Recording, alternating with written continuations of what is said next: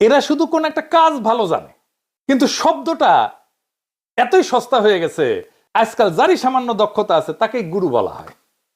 উত্তম কুমারকে গুরু বলা হইতো। উত্তম কুমার কি গুরু? উত্তম কুমারের সিনেমাতে এরকম অনেক দৃশ্য আছে, দেখবেন উত্তম কুমার গান গাইতেছে আর গুরু গুরু বলে চিৎকার দিতেছে। এটাই সেমান্টিক করাপশন, পবিত্র শব্দের অর্থ নষ্ট হয়ে যাওয়া। একটা পবিত্র আধ্যাত্মিক শব্দ হইতেছে গুরু। যখন বাজার, বিজ্ঞাপন, ইউটিউব, টিকটক এগুলো ছড়ায় পড়ে তখন শব্দটার গভীরতা মরে যায়।